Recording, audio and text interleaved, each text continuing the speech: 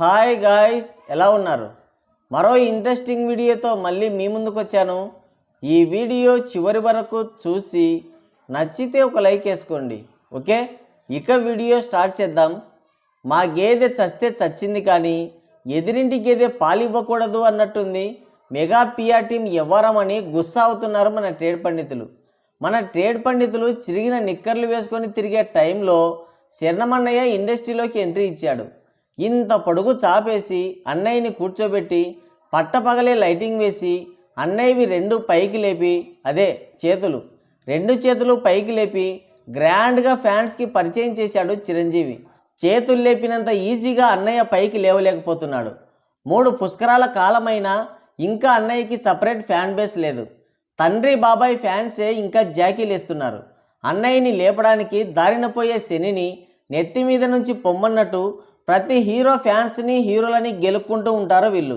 లేనిపోని పీకులాట, చావిడిదాకా గుంజులాట అన్నట్టు వాళ్ళ టైం వచ్చినప్పుడు అన్నయ్య సినిమాలకి కరెంటు బిల్లు ఖర్చులు కూడా రాకుండా చేస్తుంటారు.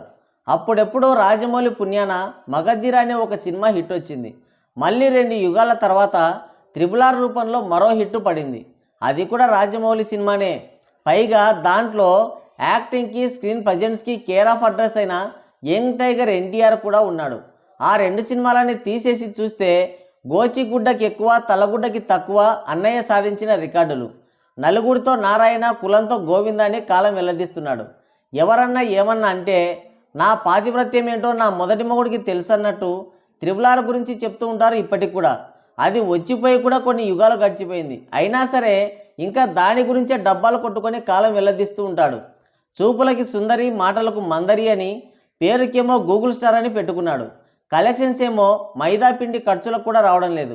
ఇక ఎంత జాకీలేసినా సరే శరణమన్నయ్య టైర్ 2 రేస్లోనే ఆగిపోతుంటే కుండీలో నూనె లేని ఒత్తిని ఎగదోస్తేనేమి దిగదోస్తేనేమి అనుకున్నారో ఏమో కానీ అన్నయ్య పిఆర్ టీం రూట్ చేంజ్ చేసి ఇక జాకీలు వేయడం ఆపేసి ఇతరులపైన ఏడవడం మొదలెట్టారు. మామూలుగా అయితే ఎన్టీఆర్తో పోల్చే రేంజ్ కాదు శరణమన్నయ్యది. ఎందుకంటే ఎన్టీఆర్ యాక్టింగ్లో కింగ్, డ్యాన్సుల్లో, స్క్రీన్ ప్రజెన్సుల్లో ఆయన్ని బీట్ చేసేవాడే లేడు. పైగా శరణమన్నయ్య నిక్కర్లు వేసుకొని తిరిగే వయసులోనే ఎన్టీఆర్ ఇండస్ట్రీని షేక్ చేశాడు తన సినిమాలతో. మాస్లో తిరుగులేని సామ్రాజ్యాన్ని ఏర్పరచుకున్నాడు. సపరేట్ ఫ్యాన్ బేస్ని, ఒక మాస్ ఇమేజ్ని కూడా దక్కించుకున్నాడు. కానీ ఎప్పుడైతే ఎన్టీఆర్తో శరణమన్నయ్య RRR మూవీలో సెకండ్ హీరోగా చేశాడో అప్పటి నుంచి ప్రతి దానికి ఎన్టీఆర్తో పోల్చుకోవడం మొదలెట్టాడు. ఇక పిఆర్ టీం సంగతి సరే, శరణమన్నయ్యకి ఎప్పుడు లేవకపోతే అప్పుడు ఎన్టీఆర్తో ఏదో ఒక పోలిక పెట్టడం, ఏదో ఒక కాంట్రవర్సీ చేయడం, పబ్లిసిటీ చేసుకోవడం పరిపాటిగా మారిపోయింది. RRR మూవీ హిట్ అయితే అది నాదే, ఇది నాదే అని ఓ తెగ పబ్లిసిటీ చేయించుకున్నాడు. ఆ వెంటనే వచ్చిన ఆచార్య సినిమాకి కలరా ఉండరా ఖర్చులకు కూడా రాలేదు. దాంతో అది నాది కాదు, దీనికి నాకు సంబంధం లేదని కోటాలు నెత్తిన వేసి లగెత్తాడు. దేవర మూవీ హిట్ అయితే అన్నయ్య గూగుల్ స్టార్ కాస్త గల్లీ స్టార్ అవుతాడని ఎలాగైనా సరే దేవరని ఫ్లాప్ చేసి ఎన్టీఆర్ ఇమేజ్ని తగ్గించాలని పిఆర్ టీం ఆపసోపాలు పడింది. ఎంత నెగిటివిటీ తెచ్చినా, ఎంత ట్రోలింగ్ చేసినా తన మాస్ స్టామినాతో, తన స్టార్డంతో బాక్స్ ఆఫీస్ బెండు తీశాడు ఎన్టీఆర్. థియేటర్స్లో ఆ ఆక్యుపెన్సీ, ఆ లాంగ్ రన్, ఆ కలెక్షన్లు చూసి పిఆర్ టీంకి షేక్ అయి కింద రసం కారింది. దేవర కొట్టిన దెబ్బకి శరణమన్నయ్య బలవంతంగా భారీ ఫేక్ పోస్టర్ వేయించుకోవాల్సి వచ్చింది. హతవిధి.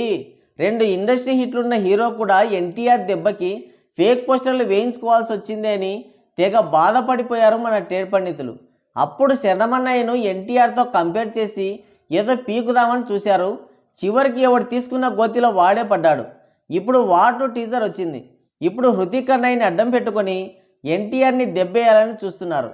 తన కండలతో అడ్డం వచ్చాడని, స్క్రీన్ ప్రజెన్స్తో చించేశాడని, ఎన్టీఆర్ని సైడ్ చేస్తాడని, హృతిక్ ముందు ఎన్టీఆర్ తేలిపోతాడని పావలా కంపారిజన్లు చేస్తున్నారు.